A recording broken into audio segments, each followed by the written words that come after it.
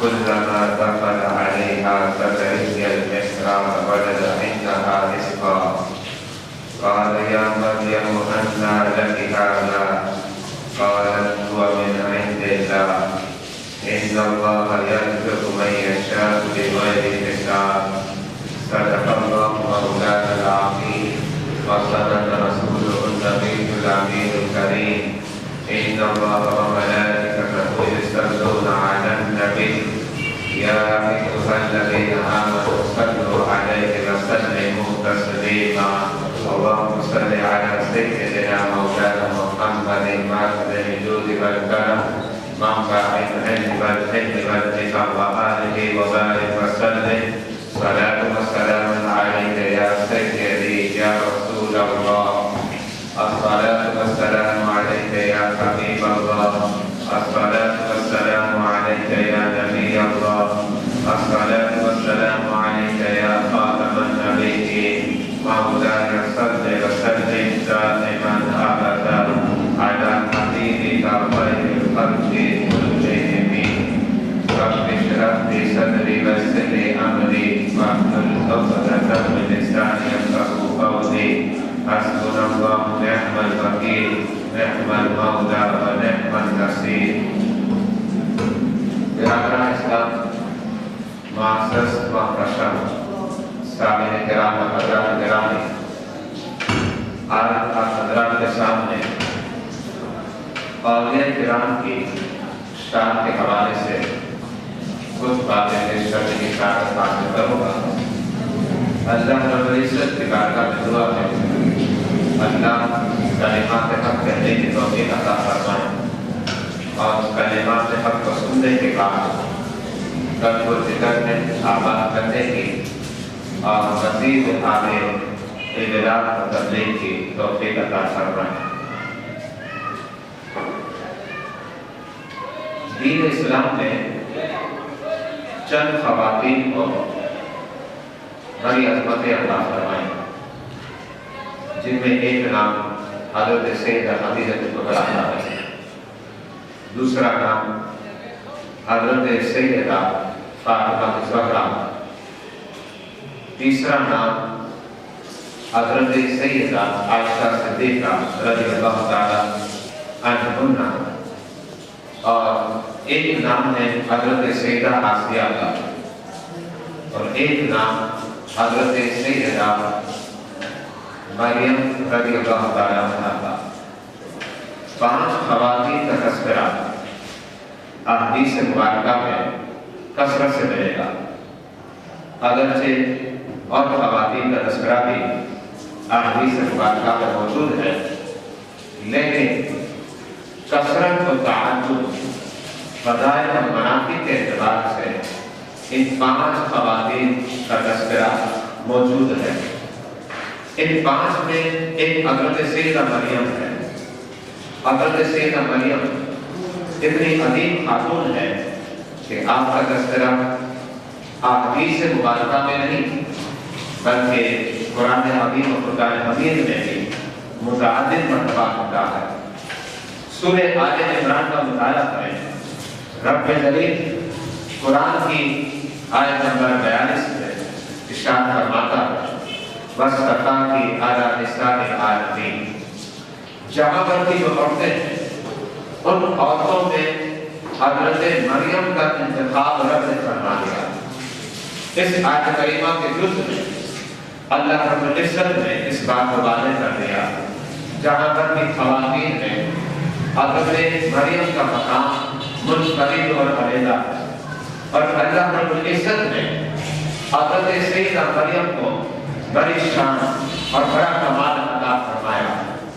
حضرت سیدہ مریم یہ وہی خاتون ہے کہ جن کی والدہ ماجدہ نے منت مانگی تھی، اور اس منت کو پورا کرنے کے لیے آپ کے خالو حضرت سیدنا زکریا علیہ السلام بیت المقدس کے اندر باقاعدہ آپ کی عبادت کے لیے ایک حجرے کو بنایا تھا، اور اس حجرے کو قرآن لفظ محراب سے تعبیر کرتا ہے۔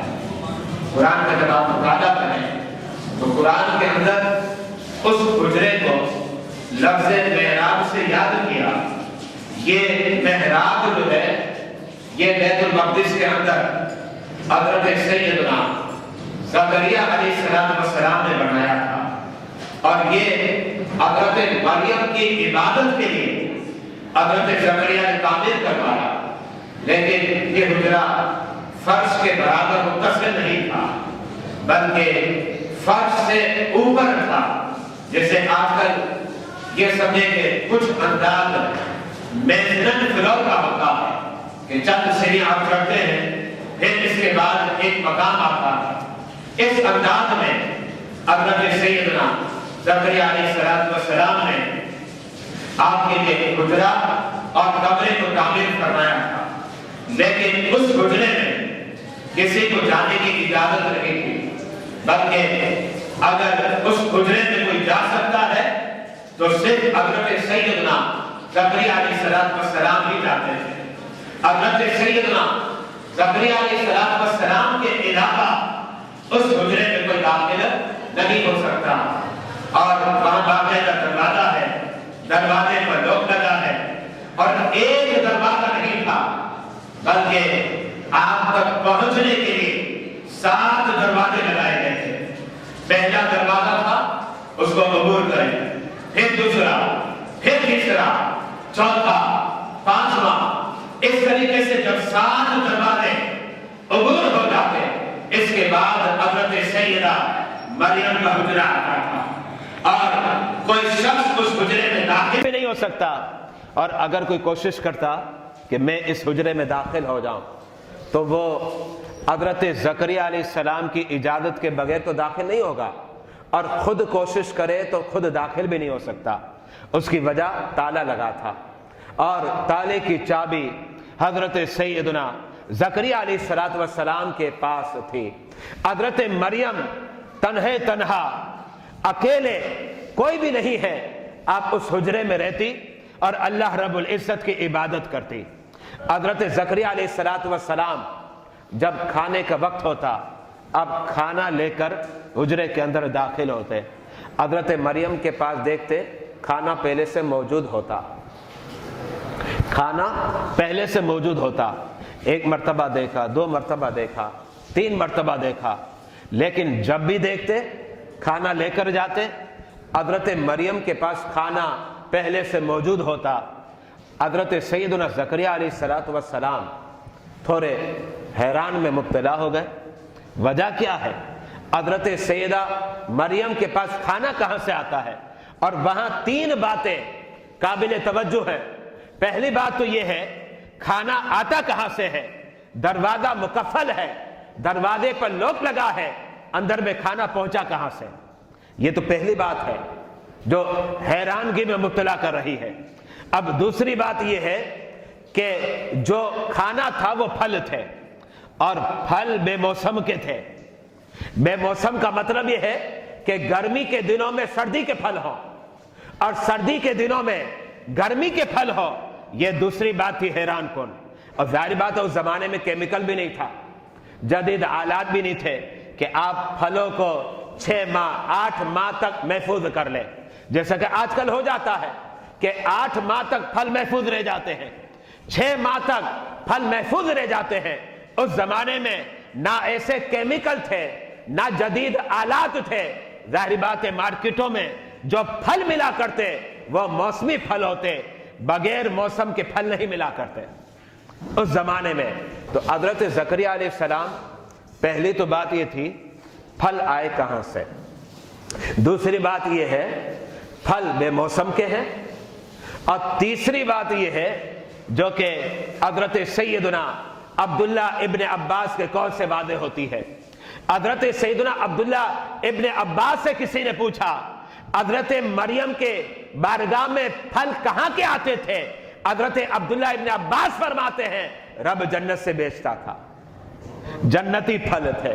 اب ظاہری بات ہے آج اگر ہم کینو کھاتے ہیں تو کینو ہمارے پاس موجود ہے، لیکن وہ کینو علیحدہ ہے جو جنت کا کینو ہوگا، بڑا پرکشش ہوگا، انوکھا ہوگا۔ حضرت سیدنا زکریا علیہ السلام ان تینوں چیزوں کو دیکھتے ہیں۔ پھل کہاں سے آ گئے؟ بے موسم پھل آ گئے اور پھل بڑا پرکشش ہے اور انوکھا نظر آتا ہے۔ اس حیرانگی کی وجہ سے ایک مرتبہ حضرت سیدنا زکریا علیہ السلام نے حضرت مریم کو پوچھا، اے مریم یہ پھل کہاں سے آ رہے ہیں؟ اور قرآن نے اسے ذکر کیا، سورہ آل عمران کے اندر موجود ہے، آیت نمبر 37 کا جز ہے۔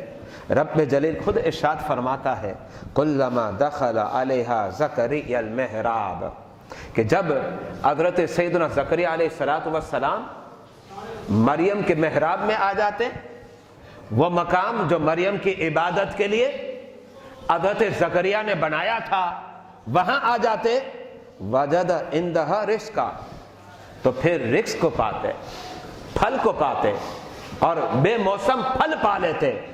حضرت زکریا علیہ السلام جب متعجب ہوئے تو پھر زکریا علیہ السلام نے حضرت مریم کو فرمایا، قال یا مریم ان لکی ھذا، یہ پھل کہاں سے آ رہے ہیں جبکہ دروازہ بند ہے، دروازے پر تالے لگے ہوئے ہیں، یہ پھل تمہارے پاس کیسے آ جاتے ہیں؟ حضرت مریم رضی اللہ تعالی عنہا نے ارشاد فرمایا ہوا من عند اللہ، یہ تو میرے رب کی بارگاہ سے آتے ہیں، ہوا من عند اللہ، یہ میرے رب کی بارگاہ سے آتے ہیں۔ ان اللہ یرزق من یشاء بغیر حساب، میرے رب کی شان بری ہے، جسے چاہتا ہے بغیر حساب اور کتاب کی عطا فرما دیتا ہے، رزق دے دیتا ہے، یہ میرے رب کی شان ہے۔ حضرت سیدنا زکریا علیہ السلام نے جب اس بات کو دیکھا کہ حضرت مریم عبادت کرتی ہے اور بڑی پاکیزہ ہے، ہر وقت عبادت کے اندر منہمک نظر آتی ہے، تو اب ایک اور بات بتانا چاہتا ہوں، اور اس بات کو پیش کرنے سے قبل یہی شان اس امت کی شہزادی کی بتانا چاہتا ہوں، خاتون جنت کی بتانا چاہتا ہوں۔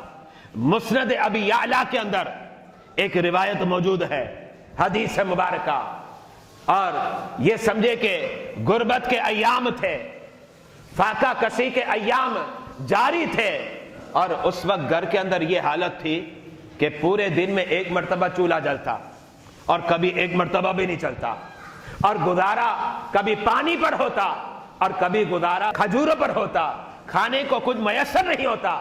ایسے عالم میں فاقہ کشی کے ایام میں حضرت سیدہ فاطمہ الزہرا خاتون جنت رضی اللہ تعالی عنہا گھر کے اندر 2 روٹیاں پکاتی ہے اور کچھ سالن بنا لیا اور اسے ایک تھال میں رکھا اور کپڑے سے ڈھک دیا، اور کسی کو کہا جاؤ میرے ابا حضور جناب رسالت مآب علیہ السلام کی بارگاہ میں پیش کر دو اور کہو کہ آپ کی بیٹی نے پیش کیا ہے۔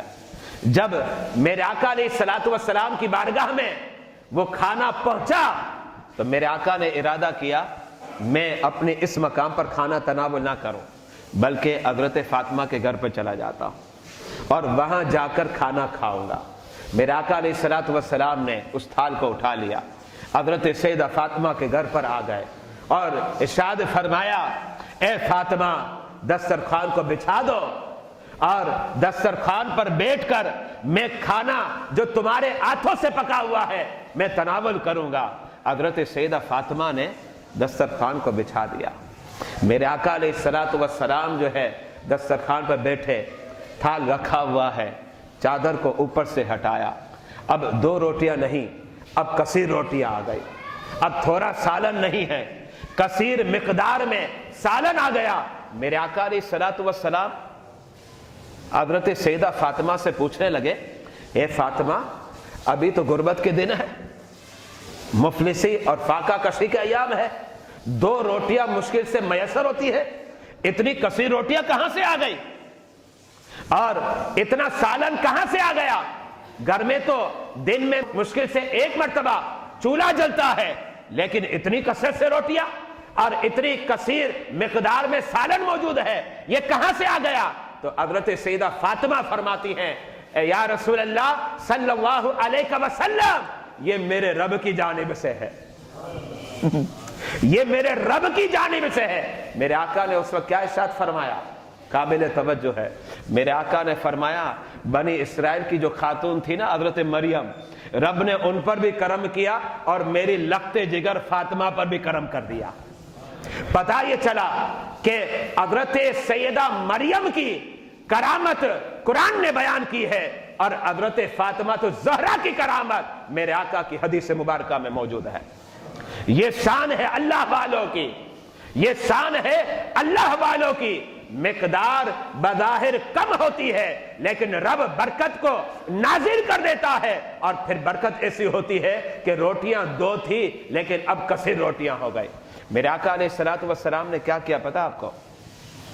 میرے آقا علیہ الصلوۃ والسلام نے فرمایا جب روٹیاں اتنی ہو گئی، سالن اتنا ہو گیا، پہلے تو میں اکیلا کھانے والا تھا، فرمایا اے فاطمہ تم بھی دسترخوان پر بیٹھے جاؤ، حضرت حسن کو بھی بلا لو، حضرت حسین کو بھی بلا لو، حضرت علی شیر خدا کو بھی بلا لو، سب مل کر کھاتے ہیں۔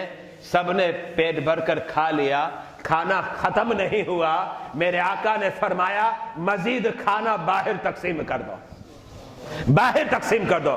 روٹیاں بنی تھی 2، سالن قلیل مقدار میں تھا، اتنا سالن تھا کہ بس 2 روٹیوں کو کافی ہو جائے، لیکن یہ کرامت تھی حضرت سیدہ فاطمہ الزہرا کی، اور وہ کرامت تھی حضرت سیدہ مریم رضی اللہ تعالی عنہا کی۔ مزید ہم آگے بڑھتے ہیں۔ اب اس کے بعد کیا ہوا؟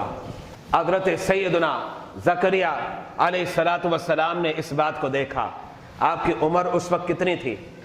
120 سال، 120 سال آپ کی عمر تھی، اور آپ کی زوجہ کی عمر تھی 98 برس، اور آپ بے اولاد تھے، گھر میں کوئی اولاد نہیں تھی۔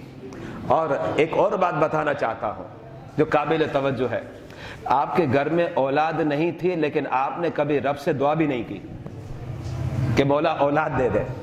120 برس کی عمر ہے، زوجہ کی عمر 98 برس کی ہے، لیکن کبھی آپ نے دعا بھی نہیں کی مولا مجھے اولاد عطا فرما دے۔ اس کی وجہ یہ تھی کہ رب نے جن کاموں میں حضرت زکریا علیہ السلام کو لگایا تھا، آپ ان کاموں میں اتنے منہمک تھے کہ اب آپ کی توجہ اس طرف گئی نہیں کہ میری بھی اولاد ہونی چاہیے۔ تو اب نہ اولاد کی آج سے قبل طلب تھی، نہ رب کی بارگاہ میں اولاد کے لیے آپ نے دعا کی۔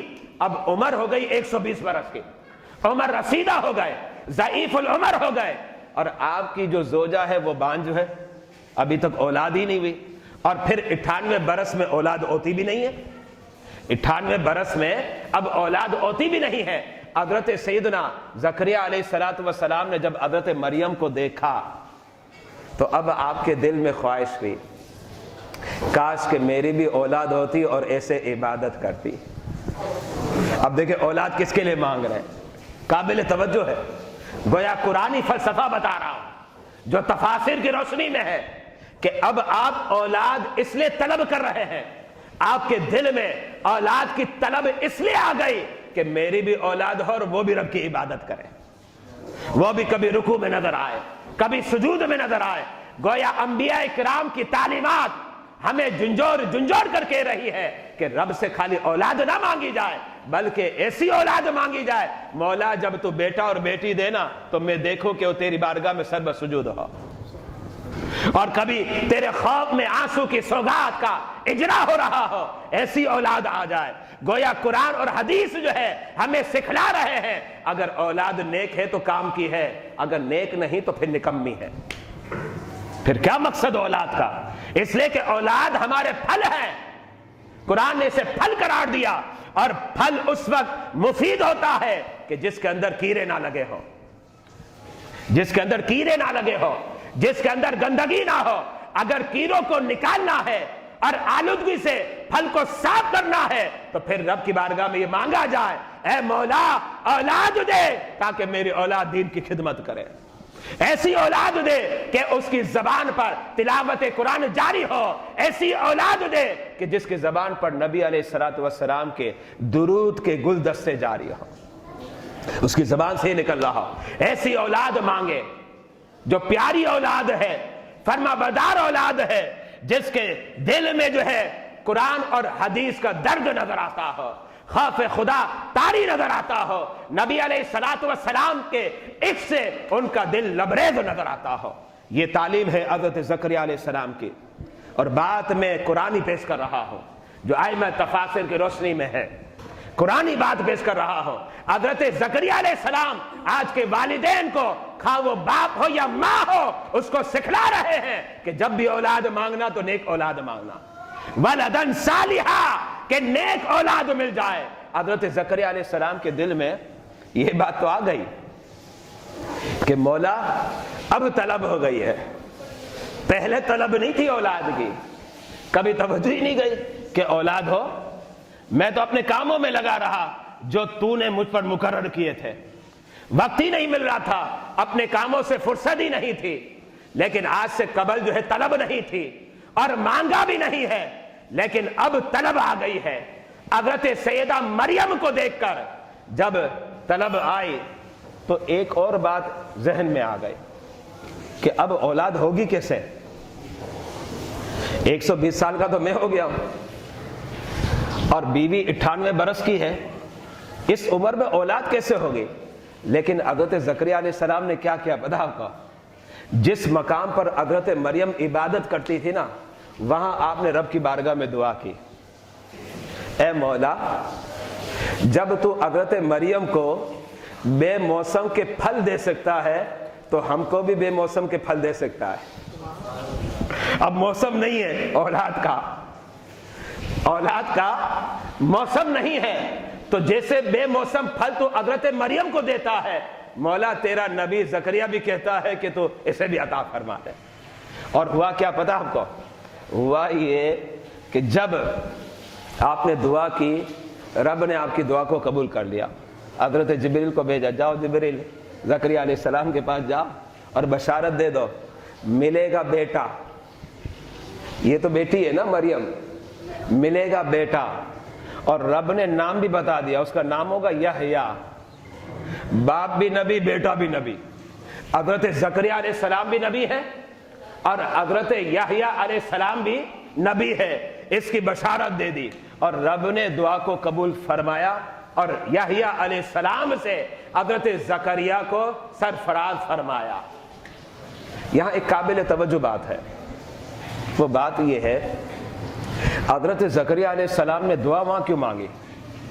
مریم کے حجرے میں مقامات تو بہت تھے نا، اور اس میں بھی کوئی شک نہیں کہ حضرت زکریا علیہ السلام حضرت مریم سے افضل ہے، ظاہر بات ہے حضرت زکریا نبی ہے، حضرت مریم نبی نہیں، عورت تو نبیہ ہو ہی نہیں سکتی، وہ تو ولیہ ہے، لیکن یہ بات پیش نظر تھی، یہ وہ مقام ہے جہاں رب کی عبادت ہوئی ہے، اور جس مقام پر رب کی عبادت ہو وہ مقام دیگر مقامات سے افضل ہوا کرتا ہے، افضل ہوا کرتا ہے۔ پتہ چلا اگر کسی ولی نے کسی مقام پر عبادت کی ہو تو وہاں اگر ہم دعا کریں تو دعا جلدی قبول ہوتی ہے۔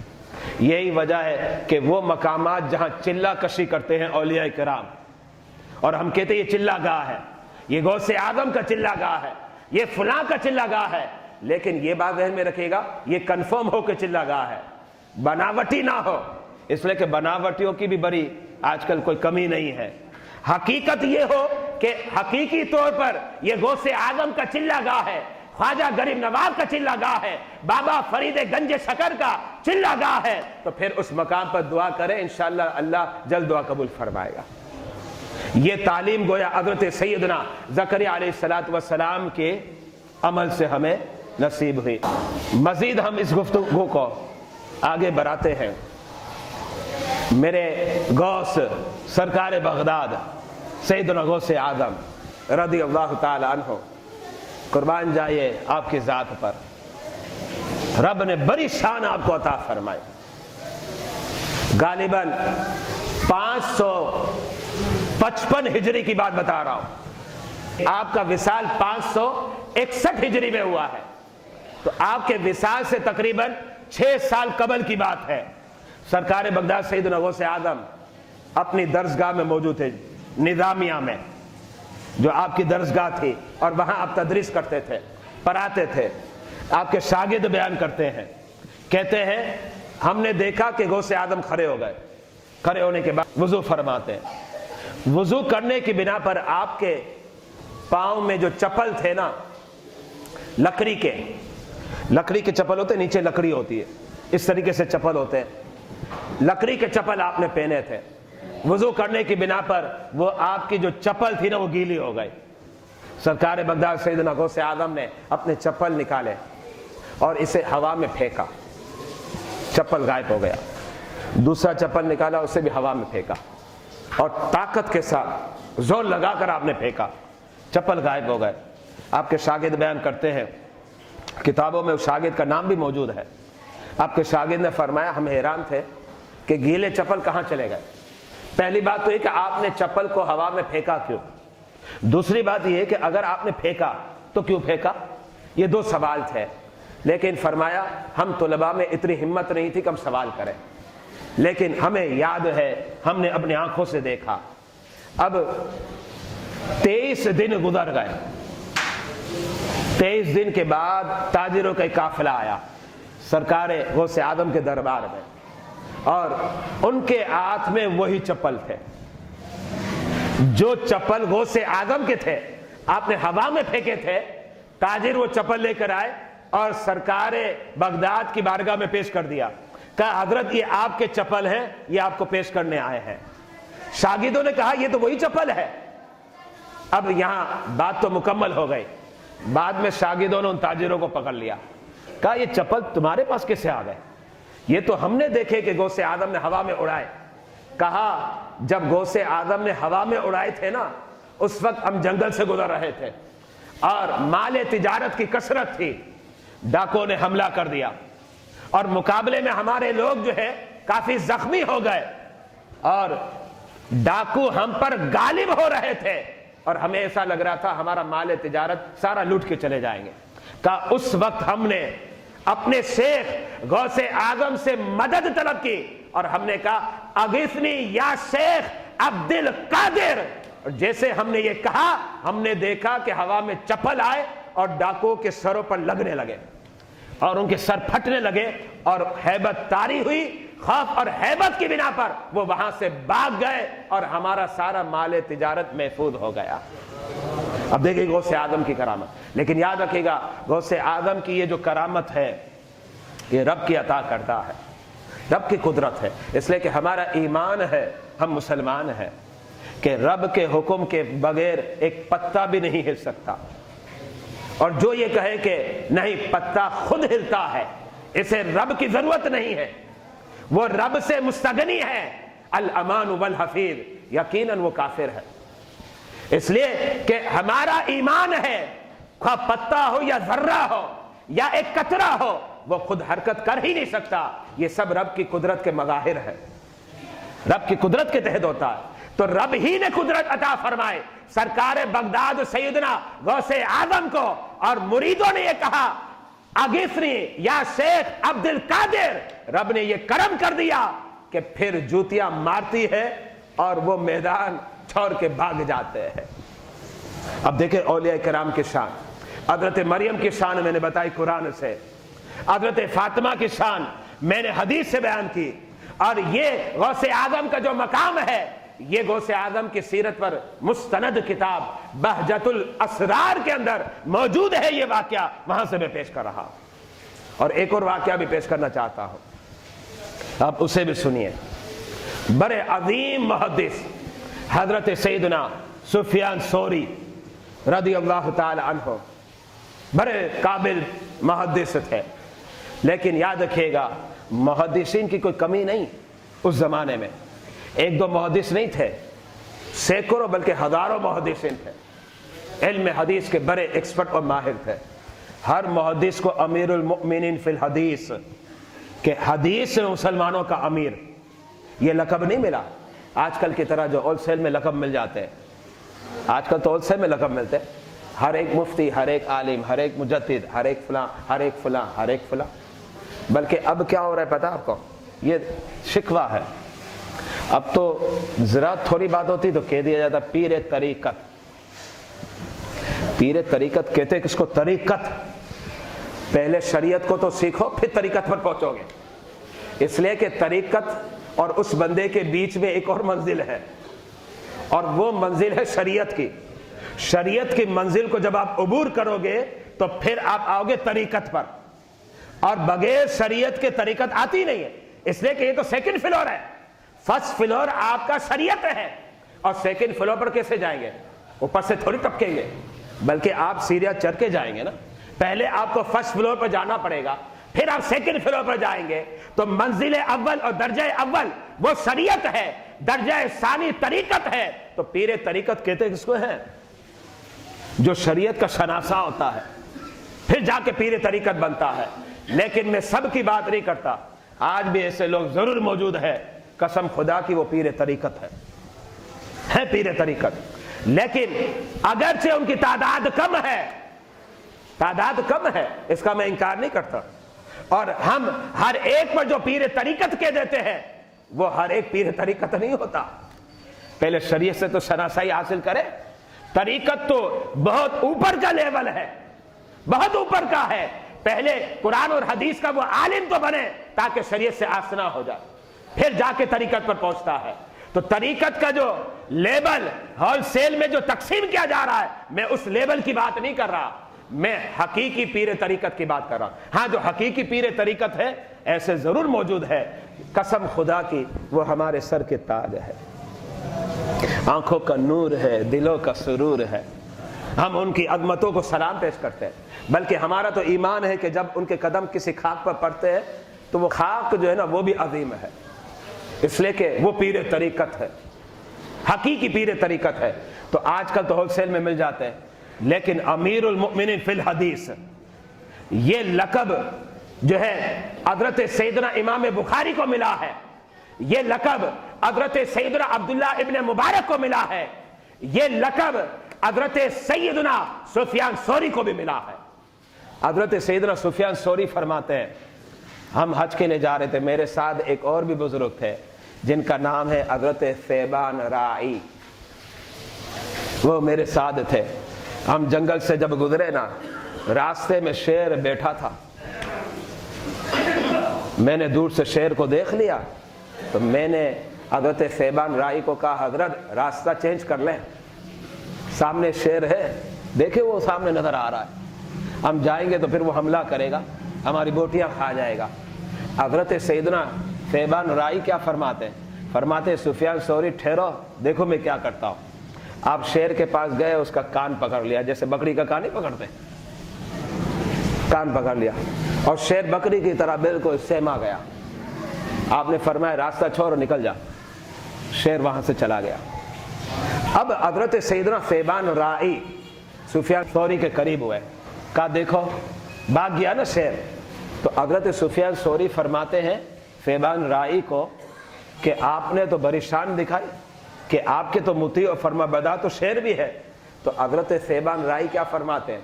فرماتے ہیں آپ نے تو خالی یہ دیکھا، مجھے صرف ڈر لگتا ہے شہرت کا، میں گمنام اچھا لگتا ہوں، مجھے شہرت نہیں چاہیے، ورنہ رب نے مجھے یہ طاقت دی ہے کہ میں اس شیر کو کہتا کہ ٹھہر، تجھ پر سامان رکھوں گا اور تو مجھے لے جا مکے قریب، یہ شیر مجھے لے کے جاتا، رب نے یہ مقام دیا۔ اب دیکھیں اللہ والوں کا مقام کتنا بلند ہے، ہماری سوچ و بچار سے اونچا ہوتا ہے، لیکن یاد رکھیے گا، بار بار کہتا ہوں، یہ سارا مقام دینے والا رب ہے، رب دیتا ہے، رب کے عطا سے، رب کے فضل سے ہوتا ہے۔ لیکن یاد رکھیے گا جہاں رب دینے والا ہے اور رب کے برابر تو کوئی ہو نہیں سکتا، لیکن جب رب کسی کو مقام دیتا ہے تو پھر اس کی عظمتوں کا اعتراف بھی تو کرنا چاہیے نا۔ دیکھیں نا، ماں کو مقام کس نے دیا، باپ کو مقام کس نے دیا؟ رب نے دیا۔ اب کو یہ کہنے لگے بھائی ماں نے کیا کر لیا؟ اگر رب نہ چاہتا تو ماں پیدا کر سکتی ہے؟ بھائی نہیں کر سکتی، بے شک رب چاہے گا تو پیدا کر سکتی ہے۔ بتاؤ اگر رب نہ چاہے تو باپ کے ذریعے اولاد ہوگی؟ نہیں ہوگی۔ تو ماں کا کیا کمال ہے؟ اچھا کہا جب تو روتا تھا نا تیری ماں تیرے منہ میں لقمے ڈالتی تھی، تو اب بیٹا کیا اس میں کیا ہو گیا؟ ماں میرے منہ میں لقمے ڈال، بتاؤ رب نے اسے حکم دیا تبھی تو ڈالا نا، رب نے چاہا تبھی تو ڈالا، تو اس میں کیا ہو گیا؟ کہاں کی ماں کہاں کا باپ؟ آپ کہو گے بے وقوف، کیا تو نے قرآن اور حدیث کا مطالعہ نہیں کیا؟ کرنے والا تو بے شک رب ہے، لیکن ماں کے دل میں ڈالنے والا کون ہے؟ وہ رب ہے، لیکن بظاہر کرنے والا کون ہے؟ وہ ماں اور باپ ہے۔ اس سے تو ماں کا بھی ادب کر، باپ کا بھی ادب کر۔ تو اس کا مطلب یہ ہے یہ ساری شانیں جو عطا کرنے والا ہے، خواہ نبی کو ہو، صحابہ کو ہو، اہل بیت کو ہو، اولیاء کو ہو، یہ ساری شانیں رب عطا فرماتا ہے۔ لیکن جو بے وقوف ہوتا ہے وہ صرف یہی کہتا ہے رب ہی نے کیا، بس ان کو چھوڑو۔ لیکن عقل مند ہوتا ہے تو کہتا ہے ماں کا بھی ادب کرو، باپ کا بھی ادب کرو، صحابہ کا بھی ادب کرو، اہل بیت کا بھی ادب کرو۔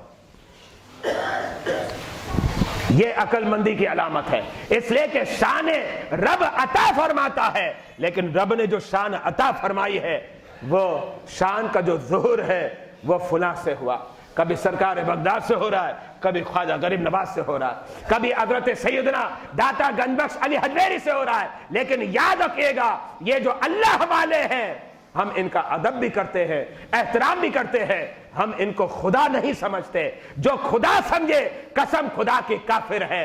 ہم نہ انہیں خدا کا بیٹا سمجھتے ہیں، اور جو خدا کا بیٹا سمجھے قسم خدا کی وہ بھی کافر ہے، وہ بھی کافر ہے۔ اس لیے کہ نہ وہ خدا ہے نہ خدا کا بیٹا ہے۔ خدا تو وحدہ لا شریک ہے، وہ ذات میں بھی یکتا ہے، صفات میں بھی یکتا ہے، لیکن یہ سارے کمالات دربار خداوندی سے اولیاء کرام کو ملتے ہیں۔ تو جب ہم ماں اور باپ کا ادب کرتے ہیں تو اب ہمیں اولیاء کا بھی ادب کرنا پڑے گا، صحابہ کا بھی ادب کرنا پڑے گا، اہل بیت کا بھی ادب کرنا پڑے گا۔ یہی مسلک ہے، مسلک اہل سنت و جماعت۔ اللہ تعالی ہمیں قرآن اور حدیث کی مزید سوچ اور سمجھ عطا فرمائے۔ وآخر دعوانا الحمدللہ رب العالمین۔